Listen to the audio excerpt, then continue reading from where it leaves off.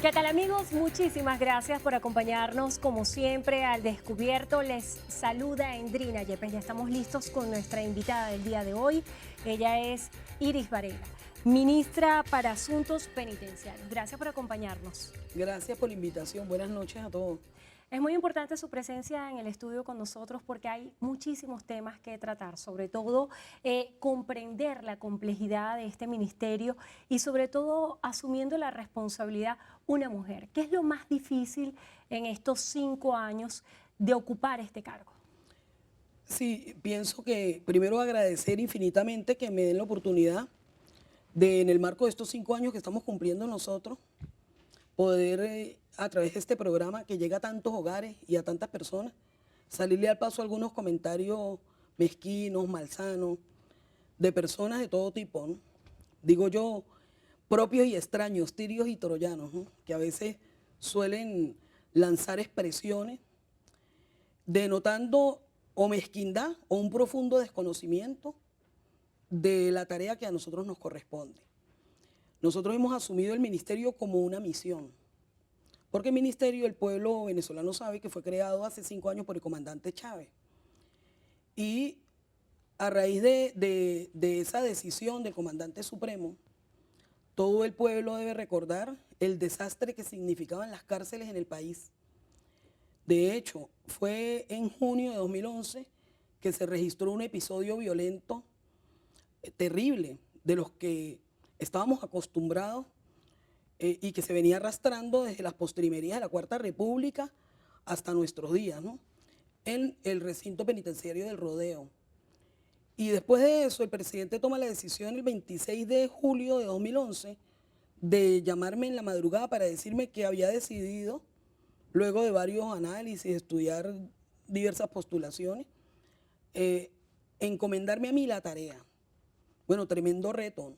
¿Qué fue lo más difícil Tremendo reto. qué fue lo Lo más difícil difícil. para usted de ese reto y cómo siente lo ha cumplido en estos 5 años? Lo más difícil ha sido que el pueblo venezolano comprenda que incluso lo tenemos contemplado dentro de nuestros planes, en las líneas específicas de nuestros objetivos, de nuestro plan estratégico. Que el pueblo comprenda la necesidad del trabajo que ahí se tiene que hacer. Porque hay muchas personas que hablan del sistema penitenciario, entonces cuando se dan cuenta que uno está haciendo una labor de dignificar esos espacios, muchos no lo quieren comprender. Yo entiendo, las víctimas quisieran que aquí se aplicara la pena de muerte para sus victimarios, pero aquí no hay pena de muerte, el Estado no puede aplicarla. Las víctimas quisieran que aquí se aplicaran penas perpetuas para los victimarios, cualquiera, o sea, cualquiera que ha sufrido o que ha sido víctima de la delincuencia quisiera que las penas más severas se aplicaran a los criminales. Sin embargo, yo puedo hablar con moral, porque junto con la entonces diputada Cilia Flores, adelantamos una reforma del Código Orgánico Procesal Penal, donde éramos nosotras las que propusimos quitar los beneficios a delitos que nosotros consideramos que son delitos de conmoción, que son delitos atroces, por ejemplo, como la violación, como el secuestro, como el homicidio, como el narcotráfico de mayor cuantía, como el delito de terrorismo, los delitos contra el Estado, la los delitos de corrupción, discúlpame para cerrar. Y nosotros lo propusimos y quedó plasmado, se le quitaron los beneficios y se aumentaron las penas, el cumplimiento de pena incluso para esos delitos, después tasando cuándo correspondían los beneficios. Bueno, eso tuvo crítica de muchas personas que hoy salen a criticar el sistema penitenciario. La criminalidad sigue siendo uno de los temas más complejos para los venezolanos y sobre todo cuando se piensa en las cárceles, se piensa también en la violencia, la presencia de armas dentro de los centros penitenciarios. Yo quisiera que este programa nos diera la oportunidad de conocer cuál es su versión acerca de estos distintos señalamientos y sobre todo hacer un balance general de cómo está conformada hoy la población penitenciaria, porque el Observatorio Venezolano de Prisiones ha dado duras críticas, sobre todo Sí, de mira, hacinamiento. yo te voy a pedir un favor, ¿no? Eso te lo pido a título personal. Tú sabes que ese señor Humberto Prado que dirige esa ONG, que tiene desde que yo tengo de ser ministra del Servicio Penitenciario, él no ha pisado una cárcel de este país. Yo no sé si sus comentarios y su fuente es por lo que pasa, por ejemplo, en las cárceles de las policías que dirigen sus gobernadores amigos. Porque no todos los privados de libertad que están en el país la dirección de esos centros corresponde a Iris Varela. ¿Cuáles son sus límites? ¿Cuáles son sus competencias? Yo tengo las cárceles nacionales, el sistema de adultos, hombres y mujeres en cárceles nacionales que corresponden su dirección y administración al Ministerio del Poder Popular para el Servicio Penitenciario, y las entidades de adolescentes que también corresponden a este ministerio, porque por ejemplo, hay como 8 estados del país que la función de adolescentes en conflicto con la ley penal, antes de que empezara el proceso revolucionario, ya había sido descentralizada. Y hay gobernadores nuestros que tienen esa responsabilidad y claman para que se revierta la descentralización y que sea el Ministerio de Servicio Penitenciario quien asuma. Sin embargo, nosotros tenemos 33 entidades de atención al adolescente en conflicto con la ley penal, y desde el 2002 implementamos el nuevo régimen, y tú puedes ir a observar qué es lo que está pasando allí, ¿no? Lo que implica el nuevo régimen es que no hay armas, no hay organización de personas con rangos ni privilegios dentro de las personas que se encuentran privadas de libertad. Se está haciendo Para referencia nosotros, a los PRAN. Usted puede bueno, decir yo nunca he hoy, reconocido. usted puede decir hoy que las cárceles venezolanas no tienen No figuras de tiene. PRAN. Yo desconozco esa figura. Desconozco esa figura, incluso la desconozco en las cárceles donde aún por razones de tiempo, de mística, de trabajo, porque es un trabajo que va sin prisa pero sin pausa, ¿no? Uno tiene que abordar una cárcel y montar un plan, porque ahí hay seres humanos y no se puede tratar a todos de la misma manera, ni se puede ser injusto. Yo digo que en las cárceles siempre, como en la sociedad, hay de todo, pues. Hay personas justamente recluidas y hay otras injustamente recluidas. Hay quienes ya son sentenciados y el Estado con un juicio justo ha determinado que son culpables, y hay otros que se presume su inocencia. Por lo tanto, se tienen que establecer los planes para que eso tenga, con ese trato diferenciado y con el respeto absoluto de los derechos humanos, que es nuestra bandera, poder avanzar y poder imponer las normas de la disciplina y el régimen penitenciario que ha creado la Revolución Bolivariana. Por supuesto que no hay planes en las cárceles, porque esa figura yo la desconozco, siempre la he desconocido. A mí me preguntaron y me criticaron muchísimo la derecha cuando una vez en una entrevista que me hicieron, ya nosotros haciendo nuestro trabajo y asumiendo el control en la cárcel nacional de Maracaibo, conocida como cárcel de Sabaneta, me preguntaban afuera, mire, ¿y los planes?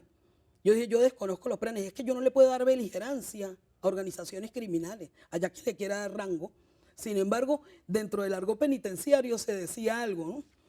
Fíjate, el señor del observatorio ese, que yo no sé cuáles son las cárceles que él observa. El Observatorio Venezolano de Prisiones. El nombre de él es Humberto Prado, ¿no? Y decían que el nombre de Prani surgió de su gestión, porque él fue director de la cárcel de Yare, nombrado en la Cuarta República. Salió de allí porque la misma Cuarta República, después de que lo nombró, se desataron todos los demonios allá adentro y lo denunciaron por violación de derechos humanos a él, ¿no? Y eso lo hizo toda la Cuarta República. O sea que él no puede decir, porque uno ni lo conocía, ¿no? Él no puede decir que eso es que una olla que uno le está montando, que uno le está inventando una situación. No puede decir nada de eso. Además, él conoce el tema penitenciario y de las cárceles del horror, porque él estuvo privado de libertad, creo que por homicidio, creo. Ministra, no estoy segura, circularon en las redes sociales fotografías suyas con el denominado conejo, apodado el conejo. Se dieron muchísimas especulaciones, incluso de una relación sentimental especulaciones, con él. fíjate, esos son insultos, ¿no? Son insultos. Yo soy la ministra del Poder Popular para el Servicio Penitenciario. Mi trabajo es dentro de las cárceles de este país. Cuando nos tomaron esa fotografía, yo fui con un periodista de Últimas Noticias, el periodista Eligio Rojas, y junto con las personas de su equipo y el equipo nuestro de prensa, se tomaron esa fotografía. Porque yo atiendo a los privados de libertad como atiendo a todos y cada uno de ellos. Para mí un privado de libertad es un privado de libertad. Y si yo fuera la ministra de Asuntos Celestiales del Vaticano, seguramente yo me estuviera fotografiando con curas, aunque no me gustaría fotografiarme con Roberto Líquer, ¿no? Por ahí salió un audio asquerosísimo. Pero de ese señor, escúchame, déjame, porque yo he sido agredida, ¿no? Entonces tú me estás dando la oportunidad de que yo responda a esas ofensas. Entonces empezaban a pretender inventar toda una cosa, desconociendo que uno es madre de familia, desconociendo que uno es un profesional, desconociendo una cantidad de cosas y que uno está dedicado a su trabajo. Yo no puedo tener discriminación cuando entro a un recinto penitenciario para atender a los privados de libertad. los atiendo a todos y cada uno. Y si un privado de libertad me dice, me quiero tomar una fotografía con usted, ven y se la toma conmigo. ¿Por qué no? Si es una persona que está allí sujeta además a la tutela del Estado. Ministra, No estaba huyendo. las ¿no? imágenes que recorrieron... Como si huyen los curas pedófilos. Las imágenes que recorrieron en el mundo en esa ocasión también daban cuenta de un conjunto de privilegios que pudieran tener algunos privados de libertad sobre otros y que daban estructuras en las cuales en las cárceles venezolanas había tascas, discotecas. Quisiera que me hablara acerca de eso. Bueno, fíjate, cuando yo empiezo a recorrer las cárceles del país, primero que es una situación que no era desconocida para mí, porque por mi propia condición de abogada, yo siempre visité muchas cárceles en el país. Luego como diputada de la Comisión de Política Interior, seguí visitando cárceles, porque antes de crearse la Comisión Permanente de Asuntos Penitenciarios de la Asamblea Nacional, que la creó la Revolución también para dar una institucionalidad al tratamiento de ese tema, nosotros desde la Comisión de Política Interior atendíamos los asuntos penitenciarios. Y todo el tiempo ha habido una relación, ¿no? Por razones de mi propia profesión, por razones de vocación incluso. Mi vocación es el ejercicio del derecho penal y por razones de mi posición política y las responsabilidades que me han correspondido. Y ciertamente cuando yo empiezo a hacer el recorrido, entregué al presidente de la República, Hugo Rafael Chávez Frías, un informe que eso incluso los vamos a exponer en el museo que recién acabamos de inaugurar en la Cárcel Nacional de Maracaibo, el Museo Penitenciario. Ahí están los libros, unos libros que yo los empasté en rojo y le tenían el nombre de confidenciales de cada cárcel de este país, porque yo entré a hacer un trabajo de campo. Ese tiene memoria fotográfica y todo un relato de todas las condiciones en que nosotros encontramos las cárceles. Y por supuesto que en esas cárceles no había orden, no había disciplina, no había normas. Ahí había sido excluida la función del Estado y los privados de libertad se dieron sus propias normas para sobrevivir ahí internamente. Y claro que si ellos mismos buscan allí quien controle desde adentro para poder tener cierta tranquilidad dentro de ese submundo, en esas condiciones terribles que las encontró la revolución así, bueno, ellos allí empezaron a generar una cantidad de infraestructura. Y no es solamente en esas cárceles como Tocorón o como la PGB o como otras cárceles conocidas donde había tascas y discotecas, en todas las cárceles de este país, en todas. Esa estructura. Y esa fotografía ¿Pudiera decir que esa estructura está desmantelada hoy? Por supuesto, por supuesto. Nosotros vamos avanzando, nos quedan 5 cárceles aún. Y eso yo lo he expresado públicamente, ¿no? Yo no guardo aquí secretos, ni estoy inventando, ni estoy mintiendo. No le mentiría jamás al pueblo venezolano. Es más, he hecho una invitación pública para el más incrédulo, el más desconfiado, que vaya y lo constate por sus propios medios. Nosotros hemos presentado una lista. En los próximos días, diputados de la oposición venezolana van a acudir a hacer un recorrido en conjunto con usted. Yo quisiera que en la próxima parte nos hablara de esa gira. Y en la próxima parte también hay un tema que por la memoria de nuestra compañera de labores, Adriana Urquiola, me gustaría abordar. Y es si existen algunos privilegios especiales para Johnny Bolívar. Yo quisiera que hiciéramos una pausa y al regreso conversamos esto. Nosotros vamos a continuar al descubierto conversando con la ministra de Asuntos Penitenciarios, Iris Varela.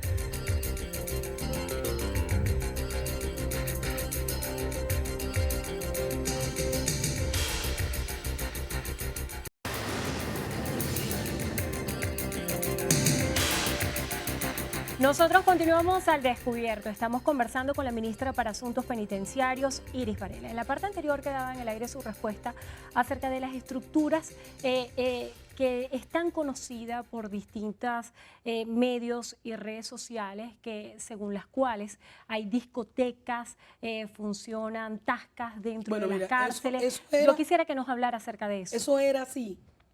Eso era así. Nosotros poco a poco hemos ido desmantelando todas esas estructuras mafiosas, porque eso es parte de las mafias. Pero yo he sido muy franca con la población privada de libertad, con sus familiares y con el pueblo venezolano, que es a quien me debo, pues. Nosotros llegamos y encontramos esa situación y eso es parte de la estructura mafiosa dentro de la penitenciaría, porque se instaló un sistema de supervivencia ante la ausencia del Estado. La Cuarta República olvidó las cárceles de este país. y a ellos no les gusta que uno lo diga. Pero esas figuras de personas que ejercen liderazgos negativos dentro de las cárceles, hay algunos liderazgos positivos también dentro de las cárceles, ¿no? Que son los que permiten que se lleve una convivencia allí, entre comillas, más o menos sana, donde nadie salga herido ni lesionado, pero hay otros que son definitivamente que se erigen en dueños de la vida de los demás y empiezan con el factor corrupción de los funcionarios a negociar armas, a negociar droga, a cobrar un impuesto hasta de vida para las personas que están allí recluidas. Y todo eso ha sido desmantelado poco a poco por la gestión que llevo adelante, al punto de que hoy nosotros podemos exhibir al país, darle ubicación geográfica e invitar, como he invitado a los diputados de la Asamblea Nacional a que me acompañen a esta gira. Esta viene siendo, yo ya tengo 5 años de graduada, dentro del ministerio, casi de graduada en penitenciarismo puro. Pues. Tengo 5 años al frente, que los estoy cumpliendo ahorita en esta semana, pero esta viene siendo nuestra 6ª gira. Pues nosotros arrancamos la gira en el 2011 y todos los años yo hago una gira a todos los recintos penitenciarios del país, pero esto incluye también nuestras unidades técnicas de supervisión y orientación, incluye todo el sistema de adolescentes, incluye las obras, incluye las unidades socioproductivas, incluye todo lo que tenga que ver del servicio penitenciario en cualquier estado del país. Entonces aquí está el cronograma de la gira 2016, que cuando recibí a los diputados de la Asamblea Nacional, se las di y les dije, acompáñenme. Y además les di la programación de la semana aniversario, ¿no? No me han acompañado hasta ahora a ningún evento. A ninguno me han acompañado, pero yo misma les extendí la invitación. ¿Para qué? Para un poco contrarrestar esas especulaciones, que son especulaciones malsanas. Primero, para atacar, bueno, alguien me dijo solamente al árbol que echa frutos es al que se le tira piedra. Entonces, de repente, de las pedradas que yo estoy recibiendo de mi gestión es porque hay unos frutos que mostrar, indudablemente. Esa situación de mafias en las cárceles donde funciona el nuevo régimen penitenciario ya no existe. Cuando usted hace esa separación del nuevo sistema penitenciario al anterior, ¿de qué estamos hablando? Porque hace pocos meses se hizo pública, por ejemplo, la boda de un privado de libertad que incluso salió reseñada como publicidad, como un evento social. ¿Qué es lo que está pasando en las cárceles hoy y cómo pudiéramos establecer esa diferencia de lo que usted denomina el nuevo sistema penitenciario al anterior? Bueno, fíjate, había un constituyente que nos decía a nosotros en la Asamblea Nacional Constituyente, dijiste media verdad, dirán que mentís 2 veces y dices la otra mitad. Entonces hay medias verdades, ¿no? Medias verdades que se convierten también además en mentiras completas. Porque el hecho cierto es que sí hubo una boda que se celebró también bajo los auspicios de las religiones como una especie de religiosidad ecuménica. Los privados de libertad tienen orquesta, las orquestas y tienen grupos que nosotros los organizamos también para que ellos toquen. Y ellos invitaron a su familia, así hubo una boda. Claro, lo que no es correcto es que de eso hagan todo un evento social, pero ¿quién lo hace? Lo estamos haciendo nosotros, estamos celebrando nosotros un evento social. Nosotros damos la autorización para que la persona contraiga matrimonio. ¿No? El matrimonio se supone que es un sacramento. No le vamos a negar se habla mucho el hecho de que se casen. Lo que nos molesta a nosotros es que de eso traten de hacer apología y que inventen además cosas adicionales. Pero lo que sí es verdad es que estamos hablando de un grupo de cárceles que están en transición y que nosotros vamos avanzando hasta ponerles el régimen completo. Yo quisiera que me diera un balance de cuánto es hoy la población penitenciaria y cuáles de esas cárceles venezolanas están bajo el nuevo esquema y cuáles no. ¿Cuáles son los desafíos que le restan? Nosotros tenemos 93% de régimen penitenciario. Nos quedan 5 cárceles por implementar el nuevo régimen. Pero dentro de ese 93% hay 7 cárceles que están en transición. ¿No? ¿En transición qué es? Que ya, por ejemplo, se acabó una aberración que se le ocurrió a alguien en un mal momento y que produjo muchos males para el servicio penitenciario, como es la pernocta. Si usted no sabe qué es eso y si el pueblo no está documentado, puedo decirle que era una práctica donde las familias, los privados de libertad, iban y se quedaban en la cárcel. Yo encontré hasta familias viviendo dentro de las cárceles. Por ejemplo, en la cárcel de Sabaneta, Cuando yo intervine en la cárcel de Sabaneta, allá en el estado Zulia, la cárcel nacional de Maracaibo, y desmantelo esa cárcel, ¿no? Ahí está funcionando ahorita el museo penitenciario, iba a funcionar la escuela del nuevo régimen. Resulta que allí había como 5 familias viviendo. No era que llegaban a quedarse un fin de semana, era que tenían 4, 5, 6 años viviendo allí. ¿Y cómo hacían para entrar y salir? Entraban y salían porque... Se habla mucho de que privados de libertad pueden gozar de esa condición de entrar y salir del centro penitenciario. Y me quiero hacer referencia en puntual al caso de Johnny Bolívar. Gracias por preguntarme ¿Goza él eso. de algunos privilegios En particulares? absoluto, fíjense, yo debo pedirle, yo creo que todos, tal vez yo la menos, se le debe pedir disculpas a la señora Manuela la mamá de Adriana Urquiola. Se le debe pedir disculpas a ella. Hay alguien que está tratando de hacerle mucho daño a esa señora. Yo le he invitado a ella. Yo no sé si en ese afán de quererle ayudar ha sido sorprendida en su buena fe la propia fiscal general de la República. Yo lamento que a la señora fiscal, a nuestra ciudadana fiscal general, ella no confía en sus propios fiscales, porque los fiscales de ella han ido para allá y han entrevistado a ese sujeto y han levantado actas. Claro, yo compadezco a la fiscal porque cuando se tienen fiscales como Franklin Nieves, por ejemplo, ¿no?, que traiciona al Ministerio Público y traiciona al país, con el caso de Leopoldo López, yo creo que es que por eso ella no confía en sus fiscales, pero los fiscales han ido para allá. Pero yo más allá de los fiscales, yo le digo a la señora, la mamá de Adriana Urquiola, que Dios la tenga en su santa gloria, a esa señora le digo que vaya para allá si quiere ir, cuando ella quiera. Cuando le estén diciendo por allí que el tipo tiene privilegio, que no crean eso. Eso es para dañarla. ¿No? Que tengan piedad con el bienestar de esa madre, de esa muchacha que murió tan miserablemente en las manos de este asesino. Y con cuya sentencia tampoco estamos de acuerdo. No estamos de acuerdo con esa sentencia. Nadie puede pretender que nosotros le estemos dando privilegios a ese sujeto. No hay privilegio. Lo que pasa es que tampoco nosotros le vamos a violar sus derechos humanos. No le vamos a violar sus derechos humanos. Él está recluido en una situación de máxima seguridad.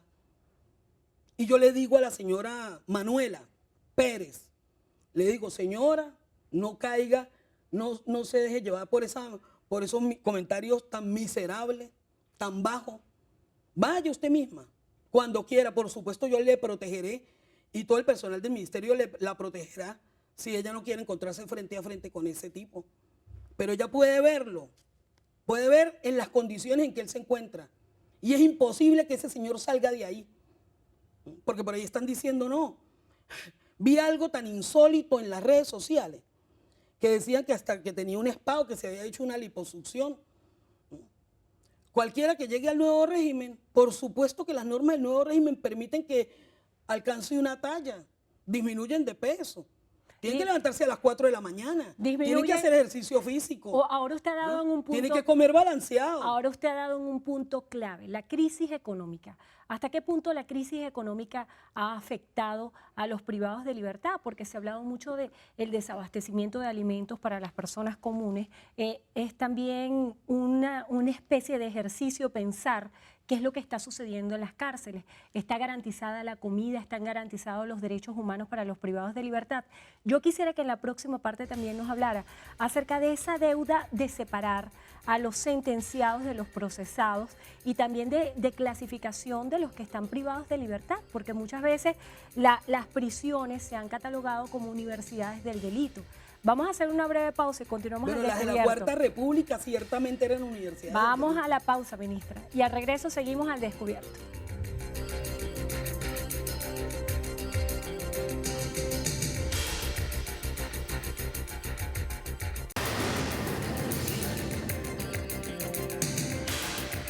Nosotros continuamos al descubierto. Estamos conversando con la ministra para Asuntos Penitenciarios, Iris Varela. En la parte anterior quedaba en el aire su respuesta acerca de qué manera ha afectado la crisis económica a las cárceles venezolanas. Usted hacía referencia a que los privados de libertad comían de manera balanceada. Esta es una pregunta tal vez osada, pero ¿cómo se garantiza la alimentación? ¿Cómo se garantiza el esquema en el medio de la crisis? Fíjese, el gobierno revolucionario nunca escatima para los grupos más vulnerables. Si a nosotros nos ha costado tanto implementar un nuevo régimen penitenciario y nosotros no dejamos que la familia esté llevando cosas para los penales, eso también nos permite cierto control. Porque antes era, bueno, en las cárceles, en las pocas cárceles que aún quedan sin el nuevo régimen estricto, ¿no? Se puede observar, primero, visitas todo el tiempo, ¿no? Que entran todas las semanas, hay visitas, y a las familias llevando lo que pueden y lo que no pueden también para allá, para dentro de las cárceles. Entonces nosotros, desde que comenzamos a implementar el nuevo régimen, cortamos por lo sano, solamente le permitimos a la familia del privado de libertad que le lleve comida en la visita en la cantidad suficiente para que compartan, pero comida preparada. Y no pueden tener más nada, ni le pueden estar llevando cosas para reserva, porque ellos ahí no tienen cocinas dentro de su celda. Ahora sí están en sus celdas, ahora sí hay un régimen penitenciario. Por eso es que yo insisto en la convocatoria, porque yo puedo hablar y de las maravillas que yo hablo del sistema penitenciario. Hay muchos incrédulos, hay otras personas que lo que hacen es criticar, pero ante la invitación de que asistan a los centros penitenciarios y que lo constaten por sus propios medios, se rehusan tal vez para seguir criticando, ¿no? Porque Ministra, cuando vayan y se den cuenta que es así, entonces no van a tener moral para poder seguirlo haciendo. Nosotros hemos garantizado con el gobierno nacional, primero me tracé como estrategia tener nuestra reserva estratégica de alimentos.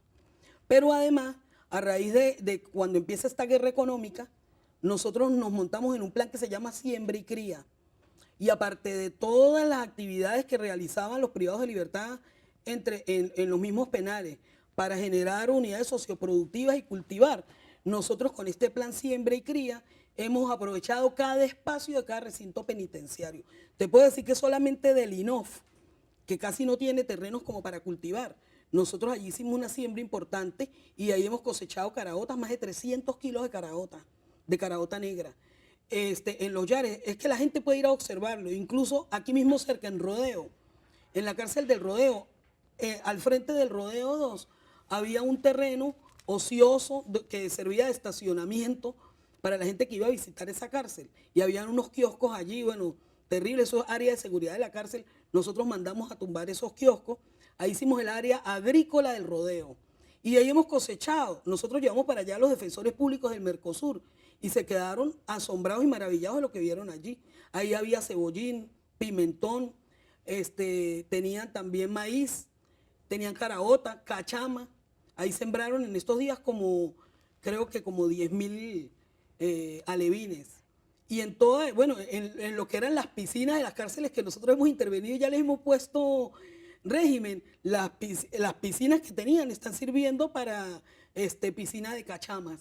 ¿Cuál es el balance, hoy de la cachama. población penitenciaria en números? Tengo aquí, fíjate, esto también es un logro del Ministerio Penitenciario. La data más completa de privados de libertad que existe en el país y que no tiene parangón ni antecedente, la tiene el Servicio Penitenciario hoy. Aquí yo tengo, este es un parte que yo recibo diario, ¿no? Por ejemplo, yo me traje ahorita el del viernes. Me traje el del viernes, ¿no? Para la entrevista. Entonces, a las 9 de la mañana y a las 6 de la tarde yo recibo este parte escrito.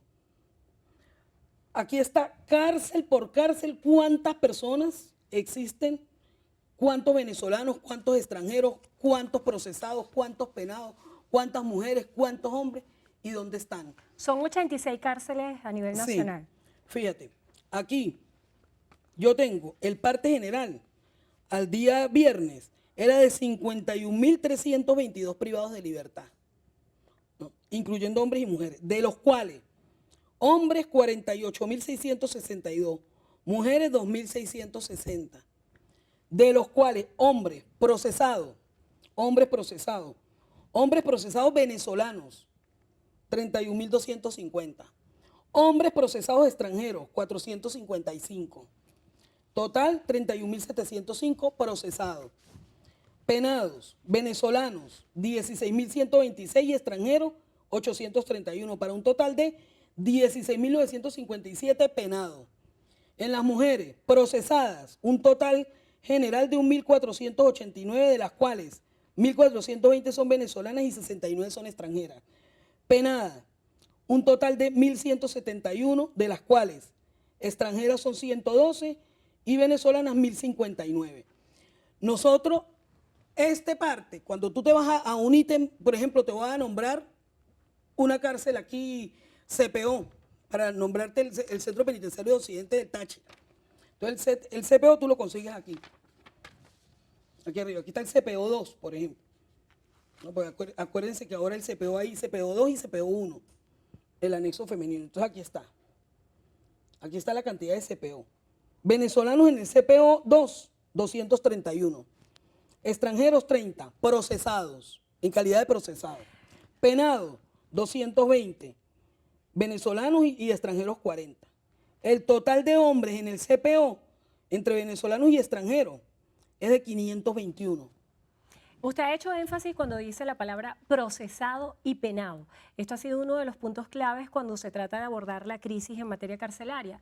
¿Qué es lo que hace falta para que exista esta separación de los procesados de los penados y que haya una clasificación por delitos para que no exista distorsiones en el esquema de seguridad? Fíjate, esto denota, parte denota que eso ya está, esa deuda ya está saldada.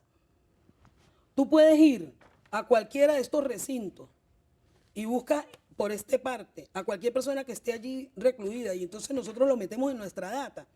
Y en nuestra data se refleja cuántas veces esa persona ha sido atendida, cuántas veces se le ha practicado los exámenes psicosociales, cuántas veces, y eso es combatir el retardo procesal. O sea, esas personas, todas las personas que están reflejadas en esta data, no registran retardo procesal. El retardo procesal ciertamente puede existir en las personas que están en los centros de detención cuya dirección no lleva el Ministerio Penitenciario. Pero aquí todo organismo que practique detenciones debe tener una logística y garantizar que se le respeten los derechos humanos a los procesados. Y parte de sus derechos humanos es un debido proceso. También esta semana y en los últimos días ha sido noticia la disposición adelantada por parte de la Asamblea Nacional de suspender el uso de teléfonos celulares e internet para todos los privados de libertad. Yo estuve leyendo algunas declaraciones en las cuales usted señalaba que las personas que estaban en prisión no tenían teléfonos, sin embargo hay muchísimas discrepancias acerca de esto. Yo quisiera que usted me aclarara esto. En los penales con nuevo régimen no hay posibilidad de tener teléfono, porque no se pueden utilizar porque tienen señales, inhibidor de señal. Y además porque los controles son tan estrictos que aunque todavía ellos no estén interconectados, porque nosotros vamos instalando el sistema poco a poco, ¿no? Yo en estos días hice el lanzamiento, por orden del presidente de la República, del Sistema de Tecnología y Seguridad Penitenciaria. Inauguramos la Sala Nacional, la Sala de la Gran Caracas e interconectamos como 10 penales. El próximo, creo que es miércoles 17 de agosto, vamos a interconectar otro grupo de centros penitenciarios y se va a inaugurar una sede, un centro de comando y control regional en el Tocuyo. Ese va a monitorear, es una instancia de monitoreo de tecnología de todos los penales que se encuentran en el centro occidente del país. Además, para diciembre viene otro grupo, porque es un trabajo que, bueno, o sea, se está haciendo ese cronograma porque eso es un trabajo que viene adelantándose desde hace tiempo ya, desde el 2012 que nosotros iniciamos con el proyecto y ya viene la ejecución todo este año con las vicisitudes que se van presentando pero han sido superadas. Y luego para marzo de 2017 nosotros tendremos 100% interconectado todo el sistema de tecnología en todas las cárceles del país. Ministra, ¿qué le dice usted a las personas que plantean que desde las cárceles se operan extorsiones, secuestros? Que lo denuncien de inmediato, que lo denuncien. El antídoto es la denuncia. Y hay también la delincuencia y las mafias se encargan a veces de hacer llamadas y para infundir peor terror en su víctima, pueden decir estoy llamando de tal cárcel. Bueno, eso se puede comprobar. Porque para eso que un registro de llamadas a través de las antenas y de la tecnología, un rastreo de llamadas es fácilmente ejecutable, sobre todo con los avances tecnológicos que hay hoy día. Yo creo que Ministra, todo el mundo debe sentirse satisfecho porque la tecnología está sirviendo también como instrumento para poder controlar todas esas prisiones del país y que desde allí no se sigan cometiendo hechos delictivos, pues. Ministra, vamos a hacer una breve pausa y en la próxima parte yo quisiera que habláramos del contexto político. Usted dio unas declaraciones esta semana en las cuales decía de manera muy enfática el referéndum revocatorio no va y estaba exhortando al gobernador Capriles que explicara de dónde salieron las firmas de personas privadas de libertad. Yo quisiera que me responda esto Insisto. en la próxima parte. Vamos a hacer una breve pausa y continuamos al descubierto, conversando con la ministra de Asuntos Penitenciarios, Iris Varela.